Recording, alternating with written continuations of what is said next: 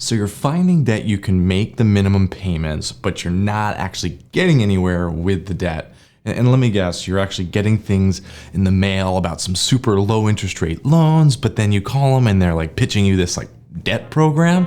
Like, are those worth it? Or like, what are your actual options? So let's get into it. Welcome to the Ascend Finance YouTube channel. Today, we're going to talk about something so many people are dealing with, which is paying towards interest and not actually making any progress on the debt, the principal of the debt itself. So I'm actually going to work through three different what I'd call proactive, like get out of debt options in today's video. And then while doing so, we'll walk through a real life example of someone we've recently chatted with, but for confidentiality purposes, we'll call them Jan in this video. So the three options we're gonna be looking at are gonna be consolidation loans for one.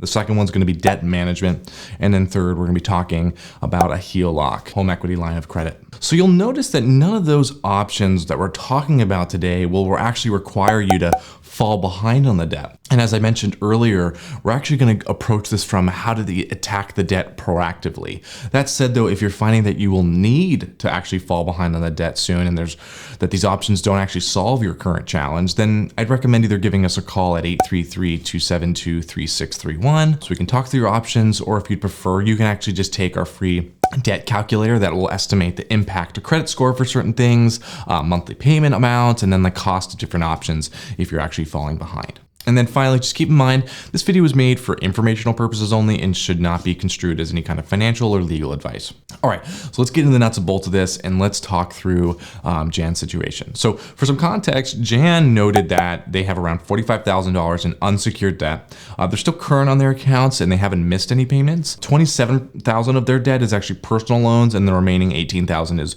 credit cards. So Jan disclosed to us that her main stressor right now was the credit card interest rates ranging between like 20 to 29%. Okay, so let's talk about the first option, consolidation loans. So most people who are actually current on their debt may consider this option of a consolidation loan, as it actually is kind of considered one of the more proactive options in a sense, and I'll explain what that means later. So the idea is you're taking out a loan at a lower interest rate or lower average interest rate compared to all your other debt and paying that down, so you have only one payment now, and the interest on that loan should be less than what the interest rates were on the other accounts that you're consolidating it. So while on the phone with Jan, she mentioned that she really only was able to afford the minimum payments. Hearing that made me kind of think there may be a sign of high utilization on her cards and a few other things. But that led me to thinking and asking what the status of her credit looks like and if there has been a recent drop of the credit score and what that looks like. So I'll explain why I asked that. So if Jan's credit was lower than 620 or had gone through any kind of delinquencies of any of her accounts, the chances of her actually qualifying for a consolidation loan could be low. And I like to ask all the people we chat with who are looking for loans if they've tried to qualify elsewhere, and if so, what their luck has been.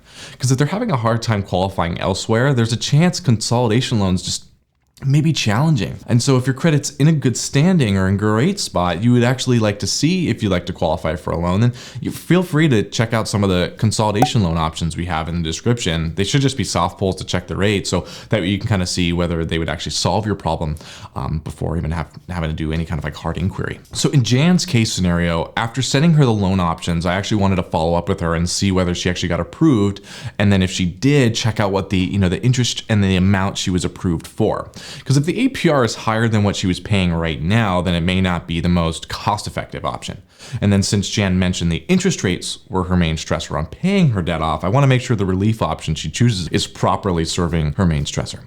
That said, though, I want to mention one thing before moving on to the next option, which is debt management. Now, if you end up qualifying for a decent consolidation loan and are strongly considering it, here's one thing to think about. I've spoken to so many people who've taken out a loan, paid off the credit cards, and then racked up debt onto those credit cards again. Things happen, I totally get it. But only thing I bring this up is just to be aware of your self-control when you utilize something like a consolidation loan. Okay, so if you're finding this video helpful though, and you're finding this information valuable so far, and hopefully the rest of the video will be helpful as well, let's light up that like button below. It not only tells us, but also tells YouTube that this content is helpful and it's beneficial for viewers, as our goal really is just to help people to get at it cheaper, easier, and faster. All right, so let's now talk about the next option, which is debt management. First, let me explain what it is. So debt management is kind of where you're going to work with a nonprofit credit counseling agency on getting the interest rates lowered. And generally, this option is really going to assist with credit cards, but there are a few lenders where you can actually do this for personal loans as well. So a lot of people we chat with on the phone actually tend to confuse debt management with debt settlement, interestingly enough. So debt management is more of the proactive option where you're staying current on the accounts, whereas debt settlement, you actually fall behind and then try to negotiate with the creditors on a lower balance. So as I mentioned earlier, Jan's unsecured debt is $18,000 in credit cards and $27,000 in personal loans. Since personal loans are generally not handled in a debt management program, I asked her who her creditors were to see if there was a possibility those loans could be included. Now for Jan specifically, she noted that her loan has just a few more years until it's paid off in full and that she can keep up with those payments without stress. It is more the credit cards that are hard to make traction on due to the interest rates being so high and really only contribute towards the minimums.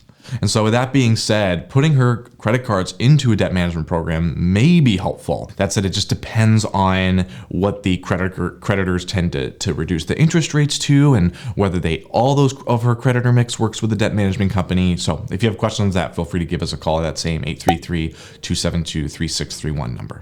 Okay, lastly, I want to talk about a HELOC. So a HELOC can also be an option to lower your monthly interest payment if you own a home that has equity and your credit's in a decent standing. And so it's important to make sure, though, you'd be able to afford the HELOC payments, as if you go behind on any, your home could potentially be at risk since now it's actually being used as collateral. So in Jan's situation, she did not actually own a home, so we didn't go through this option with her. But if you feel like your credit's in a decent standing and you are finding that it may be advantageous for you to tap into the equity of your home and doing some sort of line of credit like this, it may be helpful to estimate the total cost of that too. So that way you can kind of be eyes wide open when looking at that option. And so one thing we built recently, actually, and you're welcome to use it. I'll put a link in the description for it. But it's just like a home equity debt calculator in a sense. It basically helps you understand the total cost to tapping into home equity. And I'll plan to make a video on this as a whole, like home equity, like how to tap into that for debt. But anywho, if you're really interested in the HELOC option, maybe estimate the cost first, and you can use the calculator to do so.